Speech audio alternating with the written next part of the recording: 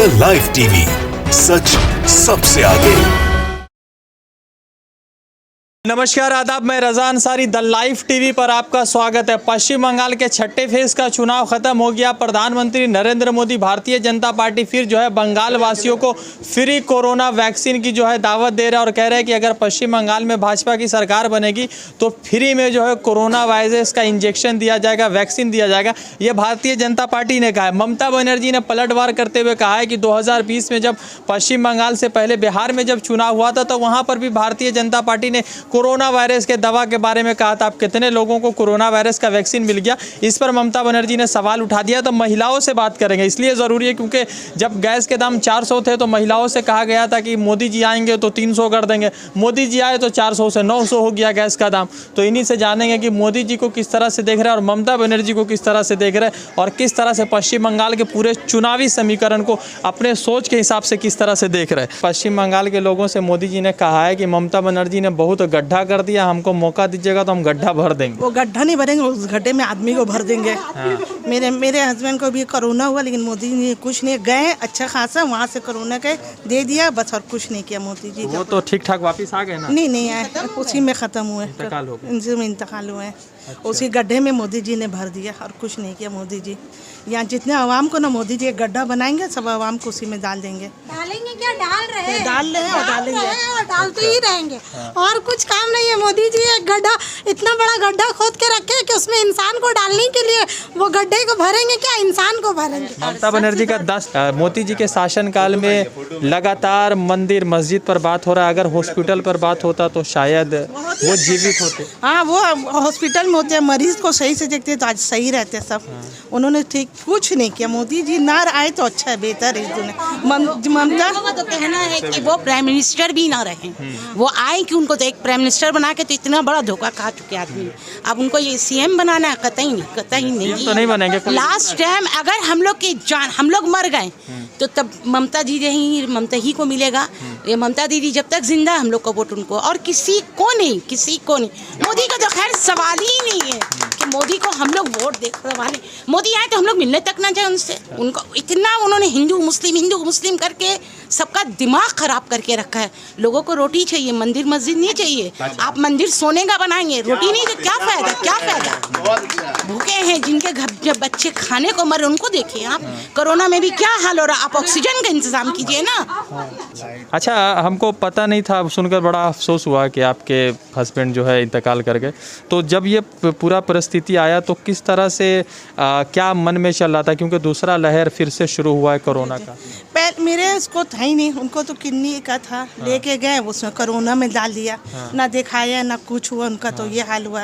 और अभी भी चल रहा तो क्या कुछ है थोड़ी, क्या करेगा मोदी जी पता नहीं है एकदम। तो उस वक्त जब इस तरह की परिस्थिति आई थी तो मतलब कि लग रहा था कि उम्मीद थी कि वापस आ जाएंगे। अच्छा खासा चल के यहाँ से गए, कुछ होने से बस उनको हार्ट की भी शिकायत थी, उसी में एडमिट कर दिया हमने। वो जब 6 दिन तक तो सही थे, और एक दिन आया रात को उनको कोरोना टेस्ट होगा, दूसरे दिन उनका पॉजिटिव, तीसरे दिन वो ख़त्म भी हो गए। इस बुक में रिकॉर्ड में ये पहला मोदी आदमी पूरा वर्ल्ड का जिसने इतनी गाली खाई है। वरना कोई आदमी ने, एक आम आदमी से लेके एक प्राइम मिनिस्टर, वो तो उसकी बात ही छोड़ दी है, उसकी तरह किसी ने कहा। अगर गिनीज बुक में आप रिकॉर्ड में उसका नाम करिए कि मोदी ने कितनी गालियां खाई हैं। बात है सोशल मीडिया पर चल रही है चीज़ें कि मंदिर चाहिए कि ऑक्सीजन चाहिए। अगर ऑक्सीजन और हॉस्पिटल बनाए होते तो आज जो लोग लाखों की संख्या में मर रहे हैं, किस काम का? जब ऑक्सीजन ही नहीं रहेगा तो आदमी तो रहेंगे तो मंदिर में कौन जाएगा पूजा करने? जब आप ऑक्सीजन रहेंगे, जिंदा रहेंगे, जब ना आप मंदिर जाइएगा। जब आप जिंदा ही नहीं तो आप मंदिर बना के क्या करिएगा? आप मंदिर में या मस्जिद बनाइए, कुछ भी, मस्जिद को भी नहीं। अभी लोगों को जिंदगी चाहिए, रोटी चाहिए, ऑक्सीजन चाहिए, जिंदा रहे सब कुछ करेंगे। मर गए, खत्म, मिट्टी में मिल गए, फिर मंदिर मस्जिद वही रखा रहेगा। मोदी जी के लोग बार बार सबको पाकिस्तान भेज देते हैं। पाकिस्तान तो दुबई और अमेरिका भेज दे तो सुकून हो। कहीं उनका मुंह नहीं है ना, मुंह कहाँ है अमेरिका दुबई का, उनको किसी का। और सवाल ये कि हमको हिंदुस्तान से मोदी का उसका बाप भी है तो निकाल ना पाएंगे, क्योंकि हम लोग भी हिंदुस्तान के लिए, हमारे बाप दादाओं ने भी खून बहाया। ये मोदी के बाप का हिंदुस्तान नहीं है, हम लोगों का भी है। उनके कहने से क्या हुआ, हिंदू है मुसलमान क्या आज़ादी की लड़ाई में नहीं लड़े थे? उस वक्त मोदी क्यों नहीं उठा कि हिंदू नहीं मुसलमान नहीं लड़ेगा, हम लोग सिर्फ हिंदू लड़ेंगे? आज जब लड़ गए, बना बनाया मिल गया तो खुद आ गए, बना बनाया मिल गया तो अब हमारा हिंदुस्तान है, हम लोग चले जाएंगे। पश्चिम बंगाल का चुनाव है, मोदी जी लगातार आ रहे हैं, मोदी जी कह रहे हैं कि एक बार मौका दे दीजिएगा तो ठीक कर देंगे, तो कुछ उम्मीद है मोदी जी? कुछ ठीक नहीं करेंगे, वो कुछ ठीक नहीं करेंगे मोदी जी। गैस के दाम बढ़ा रहे, हर चीज़ के दाम बढ़ा रहे। बच्चा मेरा नौकरी नहीं, उसको कोई नौकरी दिलवाते, वो नौकरी नहीं, कुछ नहीं। मोदी जी नहीं आए तो बेहतर ही है। अच्छा, ये गैस के दाम बढ़ गए तो आप लोगों के जो पॉकेट होते हैं, आप लोगों का जो पर्सनल इनकम होता है, जो घर में आप लोग सब खत्म हो रहा है, सब खत्म हो रहा, सब मोदी जी की जेब में जा रहे हैं। उनके बस नहीं चल रहा, हर चीज़ बेच के बस नहीं चल रहा, अब वो गरीबों के गैसों से भी पैसा कमा रहे हैं। उन्होंने तो कहा था कि हम गरीब आदमी झोला उठाएंगे और चल देंगे, हम फकीर आदमी हैं। वो फकीर आदमी नहीं है, वो लोगों को आवाम को फकीर बना रहा है, वो आवाम को फकीर बना रहा है। झोला जो उठाएंगे ना, झोले में उनका खाली नोट ही नोट होगा। अच्छा। और कुछ थोड़ी होगा, वो झोला खाली नहीं रहेगा, गड्डियाँ रहेंगी नोट की। वो अभी देखिए इतना कोरोना काल में वो नहीं आए हैं, कोई बात नहीं, उस वक्त ये उनको कलकत्ता याद नहीं आया, बंगाल याद नहीं आया है। अभी जब आपको वोट चाहिए, अभी इतना कोरोना काल है, लेकिन मोदी ठीक है ना, सुनार बंगला बनाएंगे, सुनार बंगला बनाएंगे। अरे सुनार बनाएंगे क्या करोगे? अरे हम लोग का बहुत अच्छा बंगला बना, वो सुनार क्या बनाएंगे? तो वो बोल रहे हैं कि हमको मौका दीजिएगा तो हम बढ़िया बंगला। हाँ नहीं, वो जो सोना है वो नोच के ले जाएंगे, वो अंग्रेज वाली चाल चलेंगे। जैसे ताजमहल से अंग्रेज नोच के सब लेके गए, वो ये बात करेंगे, यहाँ से सब नोच के ले जाएंगे। अच्छा, आपको डर लग रहा है ऐसा कि अगर मोदी जी बंगाल में आ जाएंगे तो हावड़ा ब्रिज, विक्टोरिया मेमोरियल बिक जाएगा? अरे वो नहीं बेच देंगे, बेचने का वो आम आदमी को बेच देंगे, वो सब चीजें तो फिर भी यादगार चीज, उसको तो बेचना ही है, उसको तो बेचना ही है, वो तो आम आदमियों को बेचेंगे। अभी देखिए ना, कोरोना काल में किरनियाँ बिक रही है ना, बिक रही है ना किरनियाँ, वो आम आदमी को बेचेंगे। वो सब तो बात है, उसको तो मतलब लिख के रखिए कि वो सब मोदी का कदम आना, ये जो जितनी भी यादगार चीजें कलकत्ते में है वो खत्म है, बिकेंगी 100%। साल का कैसा रहा आपको? ममता बनर्जी जो भी किया बहुत अच्छा किया, इतना अच्छा किया कि सारा जनता देख रहे हैं। जिस को पानी की तकलीफ था, गली में हर घुटने तक के पानी भर जाते थे, आज ऐसा है एक बूंद पानी गली में ठहरता नहीं है। हर बाड़ी में, हर चीज़ में, लाइट में, हर चीज़ में आदमी को आराम दिया है, ऐसा कोई तकलीफ नहीं है।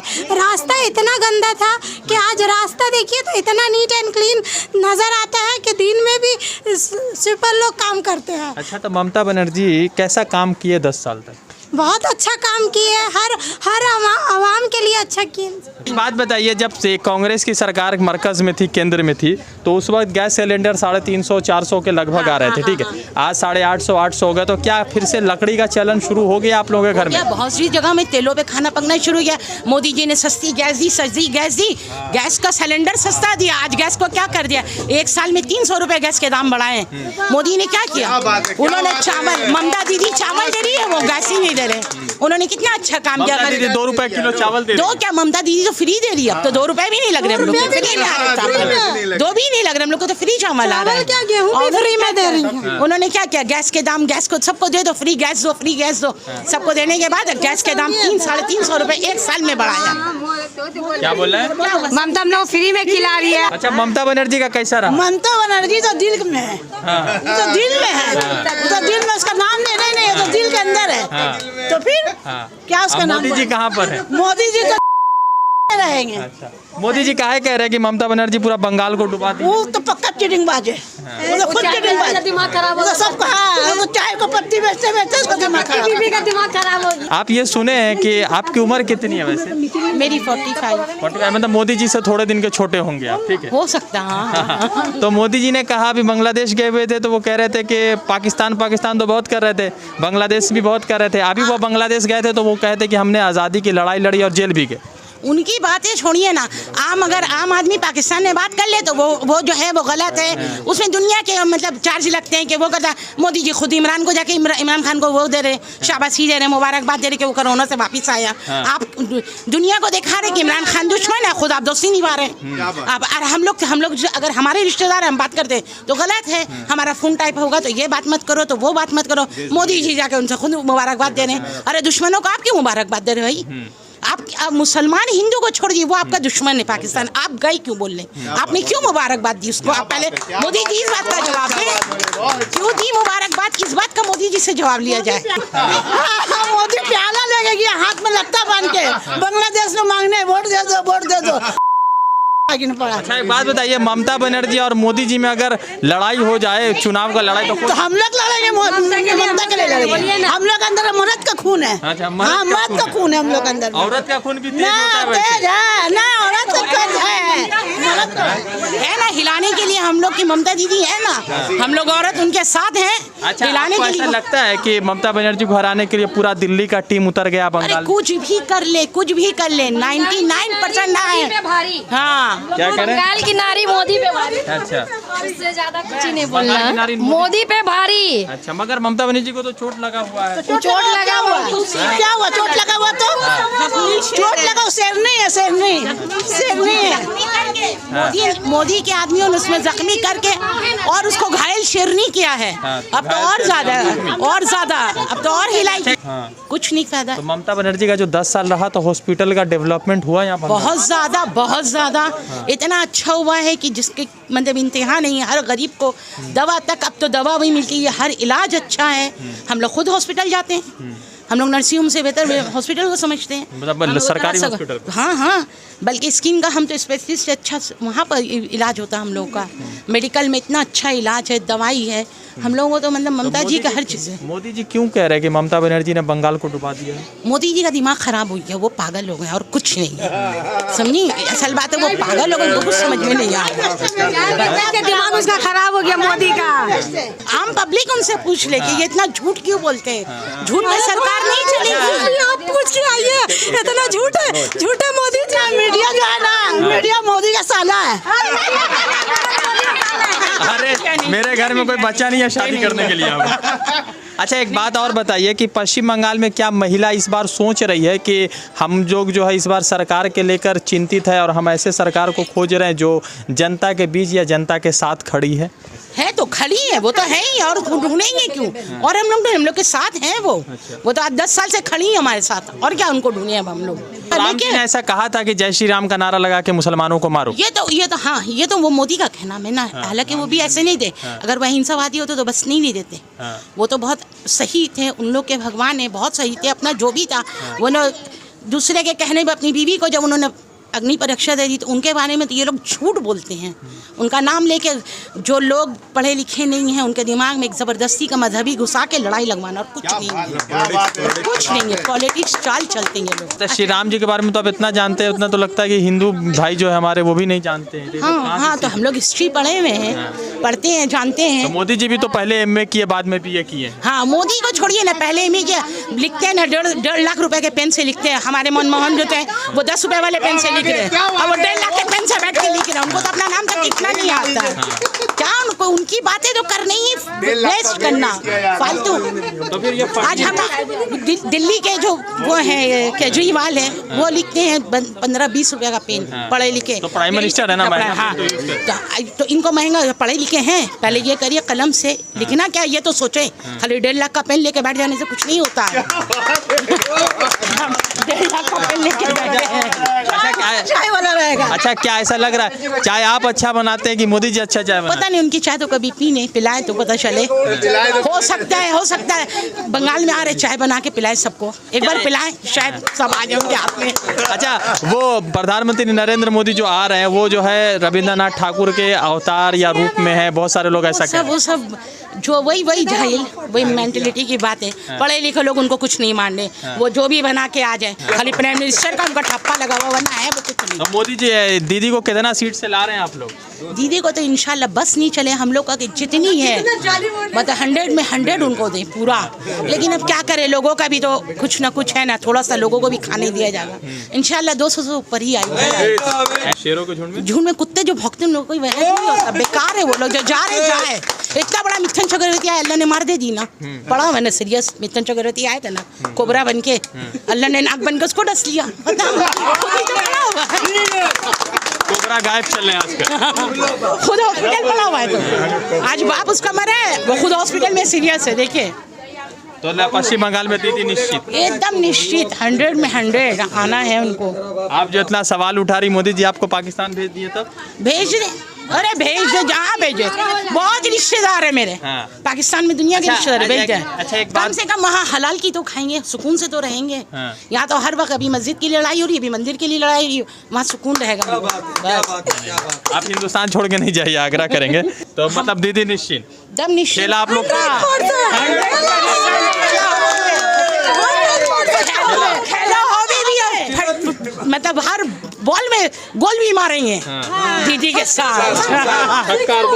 साफ लगातार पश्चिम बंगाल का चुनाव है। ममता बनर्जी की तरफ से कह दिया गया है कि बीजेपी के झांसे में ना आए, क्योंकि बीजेपी ने पश्चिम बंगाल में कहा है वो कि फ्री का कोरोना वायरस का वैक्सीन देंगे, तो दूसरी तरफ ममता ने कहा है कि बिहार वाला चाल चल जाएंगे। अब जनता को ये है कि अच्छे दिन तो 2014 से लोग इंतजार कर रहे हैं, बीजेपी सरकार बनाने की बात करे, पता नहीं सरकार कहाँ से बनाएंगे, किधर से लोग लाएंगे। मगर इतना तो ज़रूर है कि जब 22 तारीख को पूरे देश भर में लाखों की संख्या में लोग संक्रमित हो रहे थे, तो अमित शाह गृह मंत्री पश्चिम बंगाल में रैलियां कर रहे थे और एक नहीं 3-3 सभाएं कर रहे थे। मुझे लगता है भारतीय जनता पार्टी को और इलेक्शन कमीशन को, जो इलेक्शन कमीशन इतना बड़ा बेशरम बना बैठा है कि इतने कोरोना वायरस के केसेस हो रहे हैं, मगर चुनाव जिस तरह से चल रहा है, चुनाव चल रहा है, बस उसी तरीके से चल रहा है। अब सवाल यह है कि पश्चिम बंगाल में कौन सरकार में आ रहा है और किसकी सरकार बनेगी। रज़ा अंसारी की रिपोर्ट द लाइव टीवी के लिए। जुड़ते हैं दूसरे अपडेट के साथ, धन्यवाद। द लाइव टीवी, सच सबसे आगे।